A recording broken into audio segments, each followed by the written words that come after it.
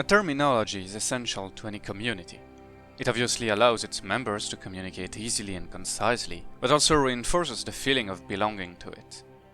Mastering the arcane language feels like a rite of passage that legitimizes your position inside the group, but oftentimes even the most knowledgeable knows not all. Over the years, League has created a massive terminology. Over time it expanded and evolved, changed, was refined or informalized, acknowledged or even officialized. And now it's huge and complicated. It is true that in your typical game of League of Legends, only a fragment of this lingo is necessary to survive, and yet many could be surprised by how the nuances behind more obscure words could make them understand the game better, and therefore help them improve. It is not obvious without the proper label to realize that Darius alone, as a juggernaut, does not constitute a proper frontline, or that Mercury's threads are actually a good choice against Nami's prison bubble. I will here talk about an important subject to master whenever you'd like to reflect and discuss on topics such as champion design, the metagame, or in-game tactics. This is about champion categorizations, their different approaches, those being classes, positions, and roles, and how they interconnect and influence one another. And without further ado, I will start with classes.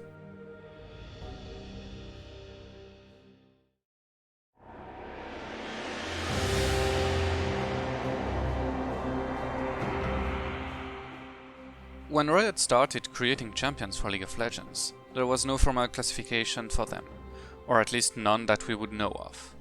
It is around Season 3 that for the first time an official classification was used and shown to the players. The classification had for primary goal to group champions by their gameplay archetype, not unlike the now famous MMO trinity of tank, DPS, healer. However, League, being a primarily PvP-oriented game, needed a more nuanced approach. In Season 3 then, on the League client and the official website, champions were grouped among 6 classes, which at that point were still called roles or attributes. Those were named Assassin, Fighter, Mage, Marksman, Support and Tank. Each, except Support, which was apart from the other 5, were theoretically strong against 2 others and weak against the remaining 2. In practicality, it wasn't so simple. Nor was it supposed to be, but the core idea was implanted. No change occurred for 3 years, after which, in Season 6, Riot decided it was time for a reconsideration. Finding their classification then outdated with their refined design principles, they announced in a devblog article their intent to rework the class system. Before then, many champions were part of 2 classes, having a secondary one. Riot decided it wasn't the right call, and removed most hybrid classifications, opting instead for another system, subclasses. Some changes to the existing classes were made and an official list of the champions' classes was posted on the now deleted boards. In Season 7, roughly a year later, Riot released a follow-up article announcing a final update to the class system. This system, still strongly resembling the Season 3 version, is still used to this day and is comprised of the 6 following classes. Rarely running alone on the Rift are the supportive controllers. Their focus on utility comes at the expense of damage and durability, which makes them very weak on their own. It would be remiss, however, to underestimate them when paired with an ally, as their powers combined can be deceptive. Great catalysts, they are subdivided into enchanters, the typical healer and buffer, and the more aggressive catchers, whose ability to zone and lock down enemies can be terrifying. Balancing damage and durability, fighters are melee champions forcing their opponent to deal with their menacing presence. Hard to escape from once they got onto you, your best shot is often to try and take them down before they do you. 2 types of fighters can be found. The mobile diver, whom you most probably won't be able to shake off, and the unstoppable juggernaut, the deceptively durable titan who will force you to stay in an unfavorable position. Casting spells from afar, the powerful yet fragile mages will try and stay safe before striking, and striking hard they will. As typically immobile and AoE focused, they are very reliant on positioning and skill shots and are comprised of 3 subclasses. The well-named Burst Mage, whose shorter range is made up for by their incredible burst of damage, the Artillery Mage, with range that has no equal, and the Battle Mage, a more durable kind who deals a lot of damage in the middle of the fray. If positioning is important for mages, it is paramount to success for the particularly vulnerable marksmen, Those champions, commonly referred to as ADCs, are fairly peculiar in the sense that they are extremely reliant on their ranged basic attacks. Since most of their damage is by essence almost unavoidable with virtually no downtime, they are often relatively weak early in the game, needing time and gold for their power to scale. But once it does, they usually become the biggest threats for their opponents. While their gameplay can vary quite a lot from champion to champion, this class has no formal subdivision. Among the most frustrating and frightening champions in the game lie the Slayers. Those fragile yet powerful melee fighters couple their front-loaded damage pattern with powerful defensive abilities and high mobility to eliminate their opposition and return unscathed. Assassins have their damage particularly bursty and enjoy the greatest mobility tools to not only dive onto their opponent but also escape after the sinister deed is done. They lack, however, the defensive options that skirmishers possess, surprisingly potent but also situational, self-centered abilities to deny damage. Skirmishers' damage is also less front-loaded, if still high, and their mobility is more focused on jumping in than out. Of all the durable champions, none come close to tanks. Those hard-to-kill beasts are not meant to deal high amounts of damage, although they don't lack it as much as controllers do, and prefer to disrupt the opposition by providing powerful offensive and defensive abilities for their allies to capitalize on. The most straightforward, quite literally, are engage tools, typically through lots of crowd control. This is the domain of vanguards, the most aggressive type of tanks. In the opposite direction are found wardens, specialists of defense, providing critical tools to protect their allies from opposing threats. If those 6 classes manage to encompass the archetype of most champions in the game, some still aren't really able to nicely fit in any of them. Those champions have a gameplay pattern found too unique or different to be categorized with others. The final classification update found a place for them in this miscellaneous class known as specialists. Knowing what classes there are and what each of them means is good, but understanding what the concept of classes itself means is better.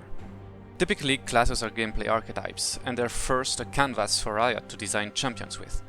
Each class comes with strengths, weaknesses, and restrictions that will allow Riot to avoid giving a champion a tool that his class shouldn't give them, or to know what part of a given champion should be core to their gameplay. How that translates for players is an ability to understand on a micro level what a given champion should be good at and what counters them. This, however, doesn't supersede the particularities of a specific champion. If Vladimir and Ryze, for example, are both battle mages, their counterplay will vary substantially. You can tell that they will be short-ranged and more durable than other mages, so approaching them in a teamfight will be similar. But on a macro level, Ryze's global presence will be very different from Vladimir's flanking playstyle. Another important note is Riot's willingness to break their own rules. Riot believes in making each champion fulfill a niche, even among their own class. That's why you will often see champions breaking a somewhat hard rule from their class. The most obvious example would be Urgot, whose rework was designed with the intent of making a ranged juggernaut, a class that is otherwise only comprised of melee champions. By doing so, Riot finds a niche with Urgot that no other champion can fulfill. Now it's time we talk about hybrids. In Season 3, if you remember, I talked about many champions having a secondary attribute tag, which was replaced by the subclass system in Season 6. Some champions, however, did not lose that secondary attribute. A few still had gameplay elements that are too specific to different classes to restrict them to one class. A prominent example is Taric, a hybrid enchanter warden. Lux would be an example of subclass hybrid, as she is both a burst and artillery mage. Those hybrid champions, while still rare, are interesting, as they will often fulfill, although to a lesser degree, the needs for both classes they belong to. You could say their hybridism itself is their own niche. In conclusion, classes are a handy tool to understand the general gameplay of a champion, especially on a micro level, which makes it useful when playing and drafting against them. Understanding that having a Juggernaut and a Warden doesn't give you a lot of good engage tools is better than to think, we have 2 tanks, so we're good. It is still important though to accept the limitation of the system, as nothing will be as good as knowing all champions independently. The peculiarities of each champion are a lot more crucial to fully grasp than what box said champion belongs to. Above all else, exhaustive knowledge of the game is paramount to success.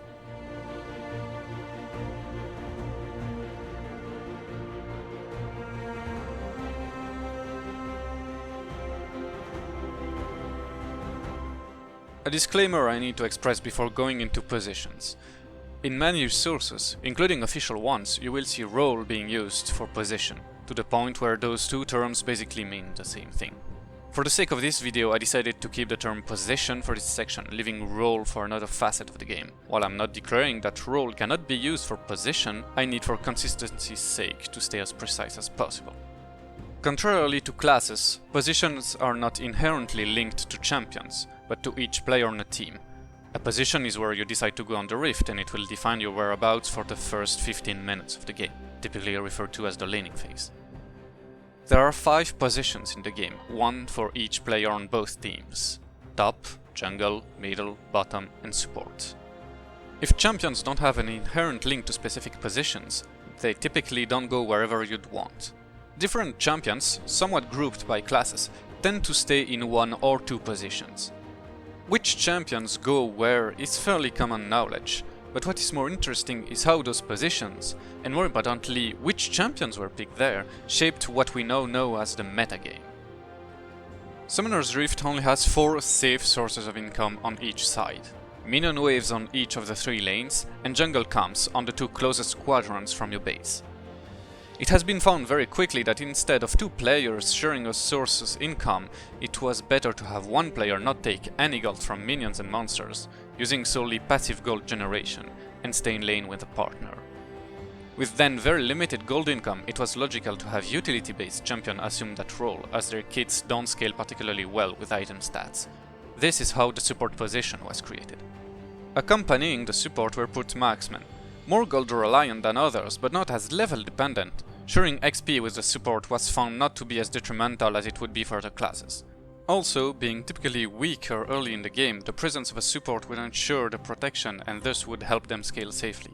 The reason for the position in the bot lane was for Drake control, as it would be more practical to ensure numbers advantage with both the bot laner and the support. The mid lane has been typically filled with mages and assassins, although it's arguably the most diverse position. The early reasoning for putting them there is twofold: XP priority and tower safety. As the shortest lane, it was found better to have the more level reliant champions go there, as the minions would reach the middle point more quickly. The shorter distance between the middle point of the lane and the out turrets, and the typical range, crowd control and mobility of such champions meant that it was easier to survive the potentially more frequent ganks. Often with AoE damage and thus fairly good lane shoving, there was the added benefit of having the mid laner roam for kills and objectives, such as ganking the top lane or invertedly fight for the dragon. The top lane has seen mostly tanks and fighters throughout the years. Quite recluse from the rest of the map, the top lane has often been described as an isolated island in which beefy champions would fight alone. With a longer lane to walk through and no help from a lane partner, champions with enough durability to escape ganks by themselves was preferable. This isolation led to other classes being sent there, notably skirmishers, as one-on-one fights are their favorite setting, and is also the reason most top laners choose teleport as the second summoner spell. Between the lanes is the jungle. The jungle champion pool has varied a lot throughout the years, but the one constant factor that determines which champions were junglers is their ability to clear jungle camps. Very timing dependent, the jungler needs to roam the jungle and kill the monsters quick enough to stay relevant. While the lane resources are fairly quickly gated by minion spawns, the junglers always have a place to go and something to do. As also the sole position whose resources can not only be denied by the opponent but actually stolen, the ability to move around quickly is paramount. Beyond this metric, many kinds of champions are legitimate in the jungle, from the beefiest vanguards like Sejuani, to the burstiest assassins like Rengar, to the most utilitarian catchers like Ivern. This 1-1-1-2 distribution has become the staple standard since its popularization in Europe in Season 1. And while the champion pools for the different positions evolved over time and a few fleeting strategies emerged from time to time, the standard has been virtually untouched, to the point where Riot basically officialized those positions with the current draft system. It is noteworthy that Riot makes a semi-official statement about the lanes a champion is meant to go to, as in the late clients you can filter champions by position. Riot has multiple times stated that their champion creation process assumes the position that they would be played in, although they don't mind them being played somewhere else, and sometimes even celebrate it, as long as it's deemed healthy for the game. So, while champions had a target position when designed, they're not limited to it, and most of the time those positions are determined solely by the meta. The frequent patches can push a champion in a specific lane or instead push them away from it, or in certain cases, completely away from the game.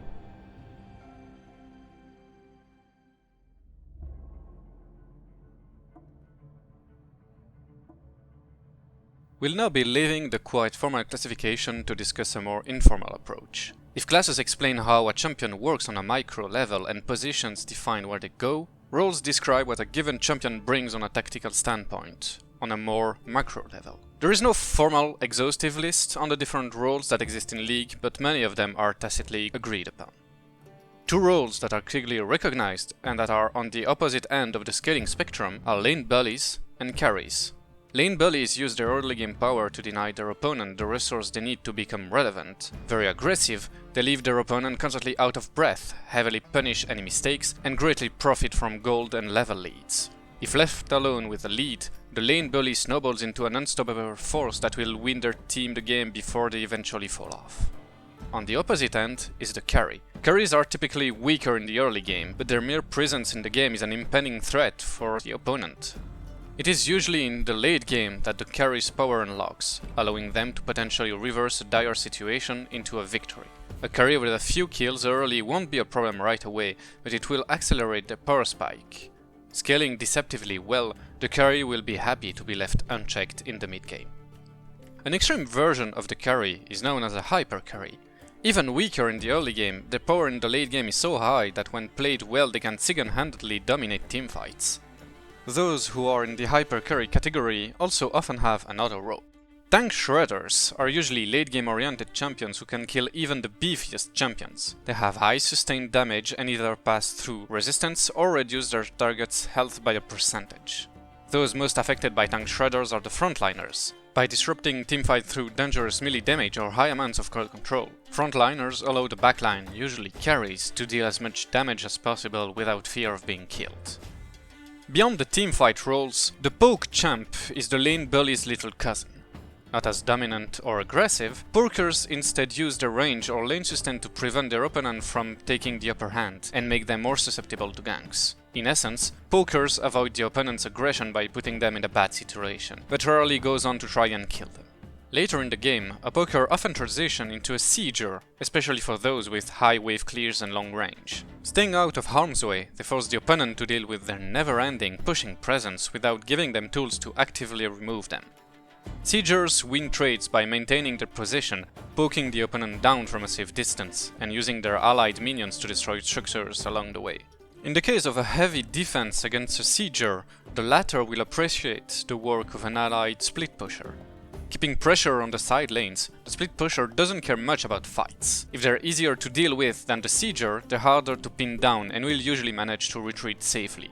Their ability to push lanes and destroy towers are unmatched, and they will usually find the opportune moment to strike, when the opposition is busy somewhere else.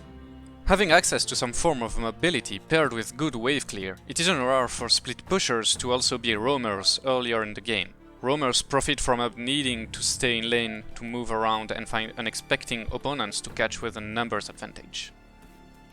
There are many roles that are tied with a specific class. Burst mages and assassins are usually considered carry killers or nukes. The aforementioned frontliners are often tanks and juggernauts, while pokers and siegers are typically artillery mages.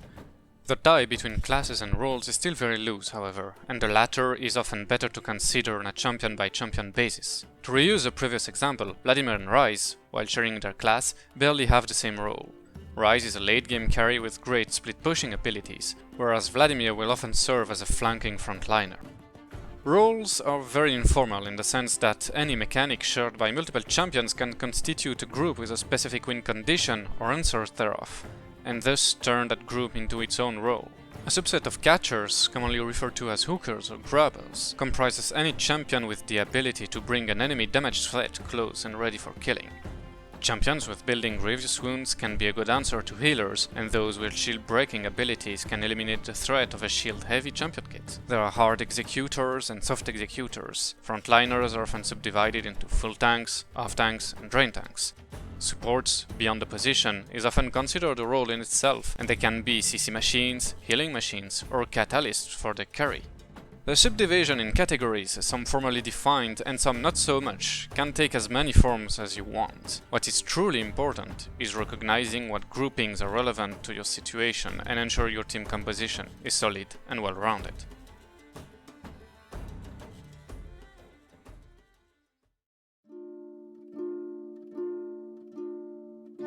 Thank you for watching this video. This is my very first video project, so that's why it's probably a little bare. I'm not sure if this will become a series or even if I'll make other videos in the future. It was also the first time I recorded myself, which feels a little weird. But anyway, if you have anything to say about it, please leave a comment, and if you want more of this, say so or subscribe so that I know there is demand for this. In the meantime, have a lovely day and maybe see you next time.